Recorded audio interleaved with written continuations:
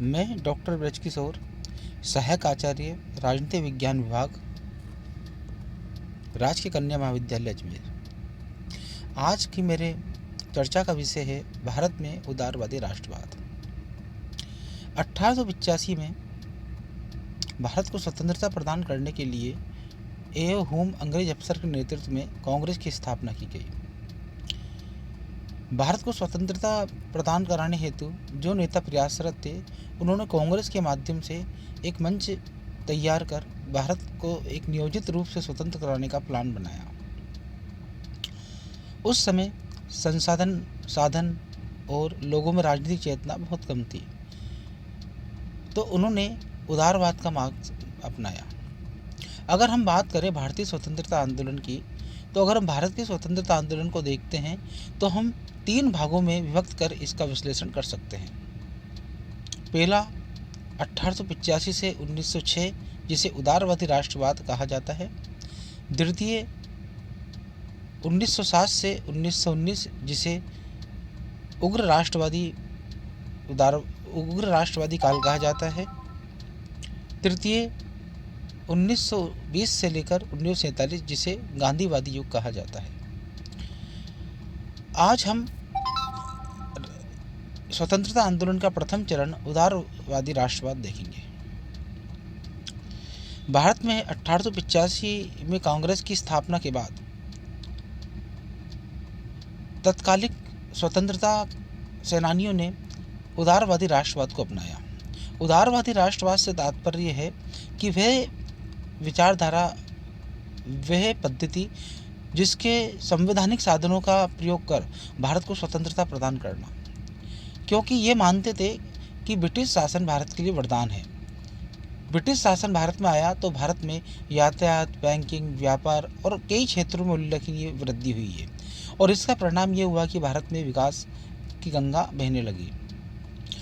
इन्हें अंग्रेजों की न्यायप्रियता पर बहुत विश्वास था, अंग्रेजों की विवेकता पर बहुत विश्वास था, और ये मानते थे कि ब्रिटिश जो लोग हैं वो विवेकधारी हैं, और एक दिन उनमें भारत की गुलामी के प्रति चिंता होगी और वो हमें आज़ाद कर देंगे।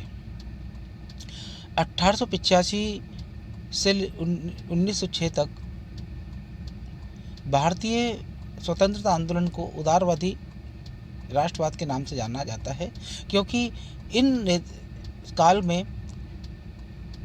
दादा भाई नौरोजी, सुरेंद्रनाथ बनर्जी, फिरोज शाह मेहता, ए.ओ. हुम आदि वरिष्ठ नेताओं ने, जो स्वतंत्रता संग्रामी थे उस समय के, उन्होंने संवैधानिक साधनों के दायरे में रहकर ही, जिनमें प्रार्थना पत्र देना, याचना करना, प्रतिनिधिमंडल के माध्यम से ब्रिटिश सरकार से मिलना और क्रमिक सुधारों की मांग करना, कई उन्होंने साधन अपनाए।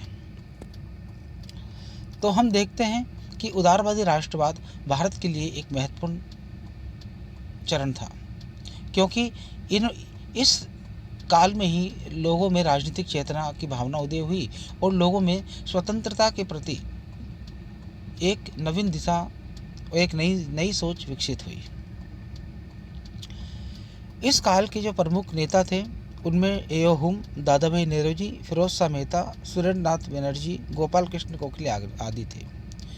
अगर हम उदारवादी राष्ट्रवाद की कार्य पद्धति, विचारधारा या साधनों की बात करें, तो हम देखते हैं कि इन्होंने प्रतिनिधिमंडल, प्रार्थना पत्र देना, प्रदर्शन, शांतिपूर्ण प्रदर्शन, प्रतिनिधिमंडल के माध्यम से मिलना आदि कई साधनों को अपनाया, और उनकी एक ही मांग थी कि औपनिवेशिक स्वराज्य भारत को प्रदान करे और भारत में एक क्रमिक सुधार की योजना बनाए, यानी कि भारत में धीरे धीरे, यानी कि संवैधानिक सुधारों के माध्यम से भारत को स्वतंत्रता प्रदान की जाए। इनकी कार्य पद्धतियों में जो प्रमुख थी, वो थी ब्रिटिश सरकार के प्रति राजभक्ति। ये देशभक्त तो नहीं थे, ये राजभक्त थे, वो भी ब्रिटिश सरकार के प्रति।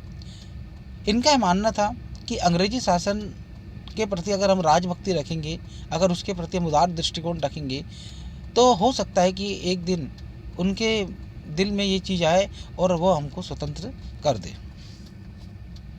तो इनका मानना था कि ब्रिटिश शासन के प्रति कभी भी धोखेबाजी ना रखें और ब्रिटिश सरकार के प्रति राजभक्ति रखें। दूसरा, संवैधानिक साधनों पर विश्वास। उदारवादी राष्ट्रवादी किसी भी तरह के अहिंसक साधनों के प्रदर्शन के विरोधी थे। वे मानते थे कि हिंसा हिंसा को जन्म देती है और अगर हमें वास्तव में ही स्वतंत्रता प्राप्त करनी है तो हमें संवैधानिक साधनों के दायरे में रहकर ही स्वतंत्रता प्राप्त करनी होगी। इसलिए इन्होंने प्रार्थना पत्र देना, प्रतिनिधिमंडल के माध्यम से मिलना, पत्र देना, याचना करना, इस तरह से यानी कि साधनों को अपनाया। इन्हें अंग्रेजों की न्यायप्रियता पर बहुत विश्वास था। इन्हें पूरा भरोसा था कि जब से अंग्रेज भारत में आए तब से भारत का धीरे धीरे क्रमिक विकास हुआ है, सुधार हुआ है और अंग्रेजी शासन भारत के लिए वरदान है। और वो जानते थे कि अंग्रेज इतने बुरे नहीं हैं। अगर अंग्रेजी सरकार के प्रति हम राजभक्ति रखेंगे तो हो सकता है कि ब्रिटिश सरकार हमें एक न एक दिन स्वतंत्र कर दे। तो इन्हें ब्रिटिश सरकार पर पूरा यानी कि न्यायप्रियता पर विश्वास था। चौथा, ब्रिटिश शासन भारत के प्रति वरदान है। इनकी कार्य पद्धति का एक विचारधारा का एक प्रमुख बिंदु ये है कि ये ब्रिटिश शासन को भारत के लिए वरदान मानते हैं। ये कहते हैं कि जब से ब्रिटिश शासन भारत में आया है, स्थापना हुई है, भारत में सड़कों का जाल बिछा, रेलों का जाल बिछा, यातायात का विकास हुआ, व्यापार वाणिज्य का विकास हुआ और लोगों में एक आत्मनिर्भरता की भावना आई और देश में कानून का शासन स्थापित हुआ। तो ये ब्रिटिश राज को भारत के लिए एक वरदान मानते थे। अंतिम इनकी कार्य पद्धति की अगर हम बात करें तो उसमें है क्रमिक सुधारों में विश्वास। उदारवादी राष्ट्रवाद के जो नेता हैं वो धीरे धीरे सुधारों पर विश्वास करते थे। वो कहते थे कि एकदम से सुधार होना या भारत को सब कुछ प्राप्त होना संभव नहीं है।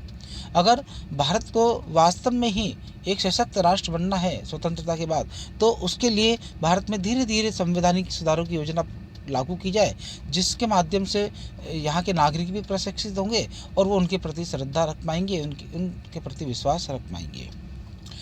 हम देखते हैं कि उदारवादी राष्ट्रवादों की जो ये विचारधारा है, कार्य पद्धति है, 1885 से 1906 तक एक कालखंड तक हम देखते हैं कि उदारवादी राष्ट्रवाद ने भारतीय नागरिकों में राजनीतिक चेतना का उदय किया और भारत को एक नई सोच दिखाई, एक नई दिशा दिखाई कि हमें अगर स्वतंत्र होना है तो हमें एक संगठन के रूप में व्यवस्थित होना पड़ेगा और हमें एक उस संगठन के माध्यम से हमें अंग्रेज़ों के जो खिलाफ जो है आंदोलन करने पड़ेंगे, तभी हम स्वतंत्र हो पाएंगे, अन्यथा स्वतंत्रता हमें मिलना मुश्किल है। अगर हम इस कालखंड का मूल्यांकन करें तो हम देखते हैं कि कुछ लोग उदारवादी राष्ट्रवाद के नेताओं को राजनीतिक भिक्षावृत्ति का भी नाम देते हुए कहते हैं कि ये तो राजनीतिक रूप से यानी कि एक तरह से ब्रिटिश शासन के सामने जाकर भिक्षा मांगते हैं। वो कहते हैं कि कभी भी या इतिहास उठा के देख लो, स्वतंत्रता मांगने से नहीं मिली है, स्वतंत्रता के लिए बलिदान करना पड़ा है।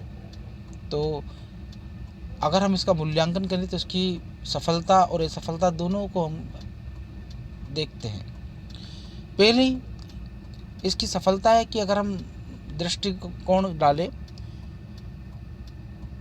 तो उदारवादी राष्ट्रवादियों ने प्रतिपक्ष की भूमिका को निभाया। कांग्रेस की स्थापना से पहले भारत में कोई सशक्त संगठन नहीं था और ना ही सशक्त लोगों का समूह था जो कि ब्रिटिश शासन के खिलाफ एकजुट होकर उसकी आलोचना कर सके। लेकिन उदारवादी राष्ट्रवादियों ने प्रथम बार एक ऐसी विपक्ष की भूमिका निभाई जिसने अंग्रेजी सरकार की विफलताओं को उजागर किया, उनके सामने रखा, पत्र पत्रिकाओं के माध्यम से रखा और उन्होंने अंग्रेजों को भारत में संवैधानिक सुधारों के लिए विवश होने पर मजबूर कर दिया कि आपको भारत को स्वतंत्रता प्रदान करनी है तो पहले संवैधानिक सुधारों की योजना लेकर आए। तो हम देखते हैं कि 1892 का भारत शासन अधिनियम इनकी एक बहुत बड़ी सफलता है। दूसरा, अगर हम बात करें, इस काल में लोगों में राजनीतिक चेतना का उदय हुआ। ये बहुत बड़ी सफलता इस राष्ट्रवाद की है। जो राजनीतिक चेतना अभी तक भारतीयों में नहीं थी, इस काल में उदारवादी राष्ट्रवादियों ने वो चेतना भारतीयों में उत्पन्न कर दी।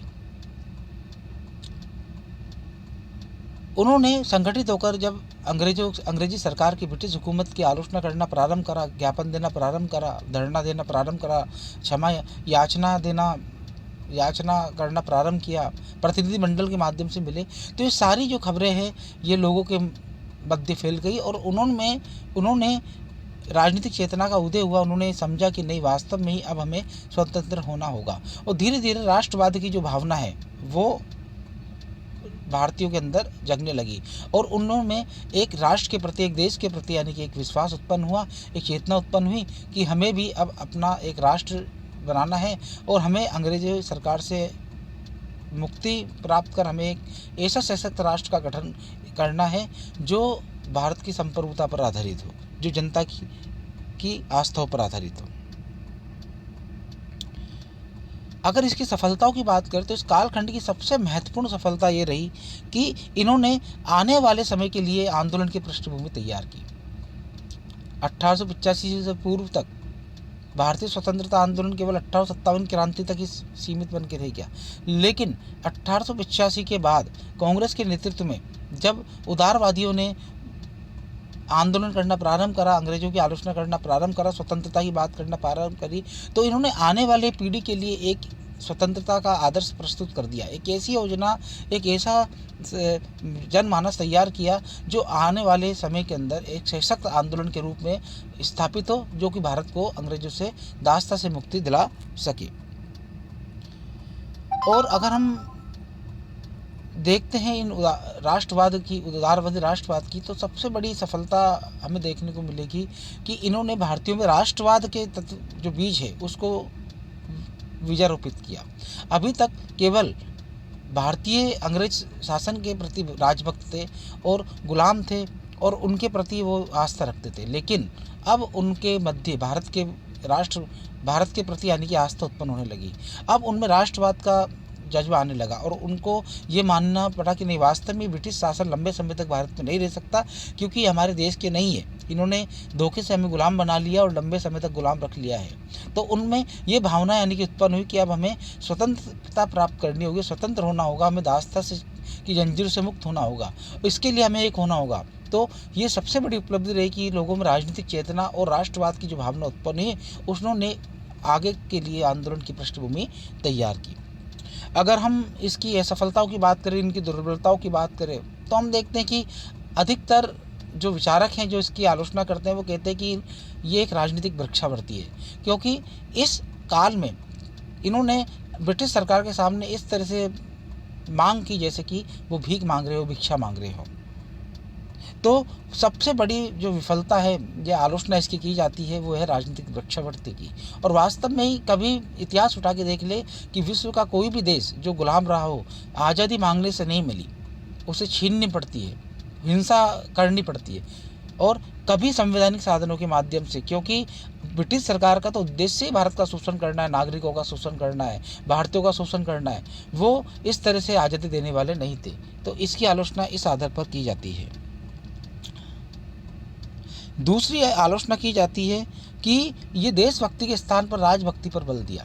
उदारवादी राष्ट्रवादी जो है वो देशभक्ति को ज़्यादा महत्व ना देकर के ब्रिटिश शासन की विरुद्ध राजभक्ति को देते हैं, जबकि आलोचक ये कहते हैं कि ब्रिटिश जो जाति है या ब्रिटिश शासन जो है वो भारत का स्थायी शासन नहीं है, ये तो यूरोप का शासन, ये तो इंग्लैंड का शासन है। अतः हमें राष्ट्रभक्ति जो है वो देश के प्रति रखनी चाहिए, ना कि इस सरकार के प्रति रखनी चाहिए, क्योंकि ये सरकार तो हमको एक गुलामी की मानसिकता प्रदान करने वाली सरकार है। इस सरकार ने हमारा शोषण नहीं किया है, इस सरकार ने हमें पर अत्याचार ही किया है। अतः हमें अगर वास्तव में ही स्वतंत्रता प्राप्त करनी है तो पहले राजभक्ति के स्थान पर हमें देशभक्ति विकसित करनी होगी, राष्ट्रवाद को उत्पन्न करना होगा, हमें हमारे राष्ट्र के प्रति लगाव उत्पन्न करना होगा, तभी हम सशक्त रूप में एक ऐसे आंदोलन को जन्म दे सकते हैं जो ब्रिटिश शासन की नींव तक हिला दे। तीसरी आलोचना की जाती है कि इस काल में जो इन्होंने जो साधन अपनाए, विचारधारा अपनाई, वो एकदम प्रभावहीन साबित हुई, क्योंकि जब भी प्रतिनिधि मंडल पत्र पत्रिकाओं के माध्यम से, प्रार्थना पत्रों के माध्यम से या याचना करने जाते थे तो अंग्रेज शासन जो है उनके पत्र पत्रिकाओं पर ध्यान नहीं देते थे, क्योंकि उन्हें पता था आएंगे फिर चले जाएंगे, आएंगे फिर चले जाएंगे, और वो लेके रख लेते थे। तो इस तरह से देखते हैं कि इनकी जो पद्धति एकदम प्रभावी नहीं हुई और इसी का परिणाम रहा कि इस काल के अंदर कोई विशेष उपलब्धि प्राप्त नहीं हुई। माना कि 1892 का जो भारत शासन अधिनियम था वो इसलिए ब्रिटिश संसद ने पारित किया कि भारत के अंदर जो है संवैधानिक सुधारों की योजना प्रारंभ की जाए, भारतीयों को संतुष्ट किया जाए। जो असंतोष की भावना भारतीयों में हो गई थी उसे संतुष्ट करना आवश्यक था, इसलिए उन्होंने यानी कि भारत शासन अधिनियम 1892 में जो है पारित किया और भारत में लागू किया। लेकिन अगर उदारवादी राष्ट्रवादी इसको अपनी उपलब्धि मानते हैं तो मेरे दृष्टि से यानी कि ठीक नहीं होगा, क्योंकि उन्होंने जो पद्धति अपनाई वो एकदम प्रभावहीन हुई और उसका ब्रिटिश सरकार पर कोई प्रभाव नहीं पड़ा और इसका परिणाम ये हुआ कि ब्रिटिश शासन भारत में कोई एक ऐसा स्थायी क्रमिक सुधारों का योजना प्रस्तुत नहीं कर पाई जो भारतीयों को खुश कर पाए। इस काल की सबसे बड़ी कमी ये रही कि एक कुशल नेतृत्व देने में ये सफल रहे। किसी भी आंदोलन की सफलता निर्भर करती है उसके नेतृत्वकर्ता पर। नेतृत्वकर्ता जितना सशक्त होगा, जितना प्रभावशाली होगा, वो आंदोलन उतना ही अच्छा माना जाएगा और उस आंदोलन की सफलता की उतनी ही संभावना होगी। लेकिन हम देखते हैं कि इस काल के अंदर एक नेतृत्व नहीं मिल पाया और परिणाम ये रहा कि कुछ समय बाद यानी कि जो है इसके नेता बदलते रहे और ये जो काल है वो प्रभावी हो गया।